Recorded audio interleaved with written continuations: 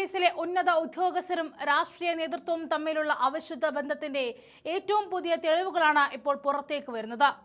പഴയ നവകേരള യാത്രക്കിടയിൽ യൂത്ത് കോൺഗ്രസ് പ്രവർത്തകർക്ക് മർദ്ദനമേറ്റ കേസ് അട്ടിമറിക്കാൻ ADGP MR അജിത് കുമാറിന്റെ ഓഫീസിൽ വൻ ശ്രമം നടന്നു എന്നാണ് അന്വേഷണ സംഘം കണ്ടെത്തിയത്. ADGPയുടെ ഓഫീസിലെ 2 ഗ്രേഡ് SIമാർക്ക് ചോദ്യം ചെയ്യലിന് ഹാജരാകാൻ SIT നോട്ടീസ് നൽകിയതോടെയാണ് ഈ അണിയറക്കഥകൾ വീണ്ടും പുതിയ തെളിവുകളായിട്ട് പുറത്തേക്ക് എത്തുന്നത്. കേസ് ഡയറിയും കോടതിയിൽ നൽകേണ്ട റിപ്പോർട്ടും ADGPയുടെ നിർദ്ദേശപ്രകാരം തങ്ങൾ നേരിട്ട് തിരുത്തി എന്നാണ് കേസ് അന്വേഷിച്ച ഉദ്യോഗസ്ഥർ മൊഴി നൽകിയത്. അന്ന് ആ മർദ്ദനത്തെ രക്ഷാപ്രവർത്തനം എന്ന് വിളിച്ച് ന്യായീകരിച്ച ഇപ്പോഴത്തെ പ്രതിപക്ഷ നേതാവ് പിണറായി വിജയനും CPMും ഇനി ഈ തെളിവുകൾ പുറത്തു വരുന്നതോടെ കടുത്ത പ്രതിരോധത്തിലേക്ക് എത്തുകയാണ്. എന്നാൽ ഈ കേസിൽ ADGP അജിത് കുമാർ സ്വീകരിക്കുന്ന നിലപാടാണ് ഏറ്റവും വിചിത്രം. കേസ് ഡയറി തിരുത്തിയത് തന്റെ അറിവോടെയല്ല എന്നും അത് ഓഫീസിലെ ജീവനക്കാരുടെ മാത്രം ഉത്തരവാദിത്തമാണെന്നുമാണ് വിശദീകരണം.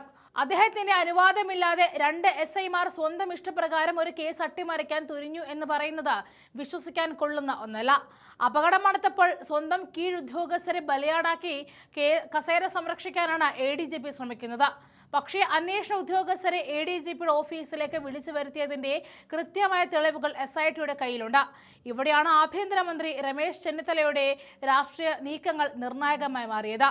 അജിത് കുമാറിനെ മുൻനിർത്തി മുൻ ഭരണകാലത്ത് പിണറായി വിജയനും CPIMും ചെയ്തത് എല്ലാ കൊള്ളരുതായ്മകളും വരും ദിവസങ്ങളിൽ തെളിവ് സഹിതം പുറത്തുവിടും എന്നാണ് ആഭ്യന്തരമന്ത്രി നൽകുന്ന മുന്നറിയിപ്പ്. അജിത് കുമാർ വഴി CPMന്റെ ഉന്നതർ നടത്തിയ നിയമവിരുദ്ധമായ ഇടപെടലുകൾ പുറത്തു വന്നാൽ പ്രതിപക്ഷ നേതാവ് പിണറായി വിജയന് അത് വലിയ രാഷ്ട്രീയ തിരിച്ചടി ഉണ്ടാക്കും. പ്രതികളായ മുഖ്യമന്ത്രിയുടെ സുരക്ഷാ ഉദ്യോഗസ്ഥരെ എങ്ങനെയെങ്കിലും കേസിൽ നിന്നും ഒഴിവാക്കാൻ ADGPയുടെ ഓഫീസിൽ നിന്നും ലോക്കൽ പോലീസിന് മേൽ കടുത്ത സമ്മർദ്ദം ഉണ്ടായി എന്നതായിരുന്നു ഇപ്പോൾ തെളിഞ്ഞു വരുന്നത്. ഒടുവിൽ കേസ് അന്വേഷിച്ച ഉദ്യോഗസ്ഥരെ ADGPയുടെ ഓഫീസിലേക്ക് നേരിട്ട് വിളിച്ചു വരുത്തി അവിടെ വെച്ച ADGPയുടെ നിർദ്ദേശപ്രകാരം അദ്ദേഹത്തിന്റെ ഓഫീസിലെ 2 ഗ്രേഡ് SIമാരെ ഗിരീഷും ശ്രീകാന്തും ചേർന്ന് കേസ് ഡയറി തിരുത്തുകയും കേസ് അടിയന്തരമായിട്ട് അവസാനിപ്പിക്കാനുള്ള റിപ്പോർട്ട് തയ്യാറാക്കാൻ സമ്മർദ്ദം ചെലുത്തുകയും ചെയ്തു. അതായത് കോടതിയെയും നിയമ സംവിധാനത്തെയും പൂർണ്ണമായിട്ടും വഞ്ചിച്ചുകൊണ്ട് ഒരു IPS ഉദ്യോഗസ്ഥന്റെ ഓഫീസ് കേസ് ഡയറി തിരുത്തുവാൻ കേന്ദ്രമായി മാറി എന്നതാണ്.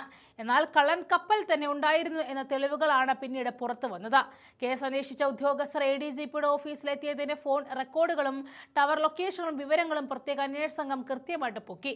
ഇതോടെയാണ് ആ 2 ഗ്രേഡ് SIമാർക്ക് ചോദ്യം ചെയ്യൽ ഹാജരാകാൻ നോട്ടീസ് ലഭിക്കുന്നത്. കാര്യങ്ങൾ കൈവിട്ടു പോയെന്ന് മനസ്സിലായപ്പോഴാണ് രേഖകൾ തിരുത്തിയത് തന്റെ അറിവോടെയല്ല എന്നും ജീവനക്കാരുടെ മാത്രം ഉത്തരവാദിത്തമാണെന്നും പറഞ്ഞ് ADGP അജിത് കുമാർ ഇപ്പോൾ കൈ കഴുകുന്നത്. സ്വന്തം കസേര രക്ഷിക്കാനുള്ള ഒപ്പമുള്ള ജീവനക്കാരെ അപ്പാടെ അങ്ങ് ബലിയാടാക്കുകയാണ്. അജിത് കുമാറിനെ മുൻനിർത്തി മുൻ ഭരണകാലത്ത് CPMന്റെ ഉന്നതർ നടത്തിയ ഈ കള്ളക്കളികളെല്ലാം വരും ദിവസങ്ങളിൽ പുറത്തുവിടും എന്നാണ് ആഭ്യന്തരമന്ത്രി രമേശ് ചെന്നിത്തലയുടെ വെല്ലുവിളി. ഈ തെളിവുകൾ ഓരോന്നോരോന്നായി പുറത്തു വരുമ്പോൾ പ്രതിപക്ഷ നേതാവ് പിണറായി വിജയനും CPMനും ജനങ്ങൾക്ക് മുന്നിൽ മറുപടി പറയേണ്ടി വരും. പോലീസ് ഉദ്യോഗസ്ഥരുടെ തലയിൽ കുറ്റം കെട്ടിവെച്ച ഈ അട്ടിമറിയിൽ നിന്നും ഒഴിഞ്ഞുമാറാൻ ADGPക്കോ അവരെ സംരക്ഷിക്കാൻ പ്രതിപക്ഷത്തിനോ ഇനി സാധിക്കില്ല.